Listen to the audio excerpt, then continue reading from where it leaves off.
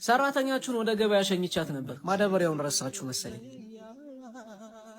ቆይ ሰጥቼው ልምጣ፣ ይጠቅመዋል እሱ። Are you kidding me? ማዳበሪያውን ለምን ነው የምትሰጠው? ጋርቤጅ ውስጥ አለው እንጂ።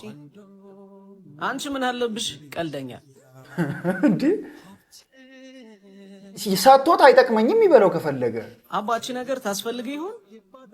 በጣም ወንድሜ አመሰግናለሁ። ሲበርደኝ ይደርባታለሁ፣ ሲቆረቁረኝ አነጥፋታለሁ።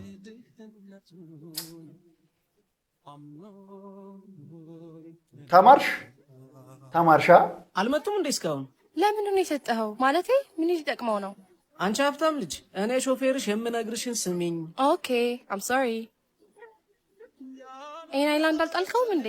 ለነገሩ ችግር የለውም። ቤት ልጅቷ ቆሻሻ ጋር ታቃጥለዋለች። እንዴ ለምን ይቃጠላል? ለሰው ይሰጣል። ኦ ካማን፣ አሁንስ አበዛኸው። ባዶ አይላንድ ደግሞ ምን ይጠቅማል? ለምን ትጥይዋለሽ? ይኸው መጥቶ ያነሳዋል። አየሽ፣ እዛው ነው ደግሞ የሚያስተምሯት። አንተ ደጎች እየገባኝ አይደለም እየሆነ ያለው ነገር። ይኸውልሽ እዚች ሀገር ላይ ለአንቺ ቆሻሻ ሆኖብሽ የምትይው ሌላው ወርቅ ሆኖበት ያነሳዋል። ለአንቺ ስድብ የሚመስልሽ ለሌላው ክብር ሆኖ ታገኘዋለሽ። ማለት ጥሩ።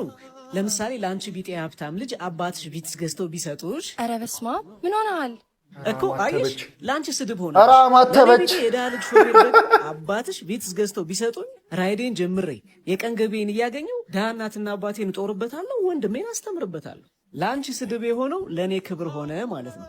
አሁንስ ገባሽ? አልገባኝም። ተው አትድከሚ፣ አይገባሽ። ልዩነታችን ሰፊ ነው። ቀርተዋል። በቃ እንሂድ ይሻላል። በእንደዚህ አይነት ነገር ለምን ታጨናንቃታ? አሁን ይሄን ላስጨነቅካት ራሱ ለአባቷ ተናግራ ከስራህ ትባረራለህ።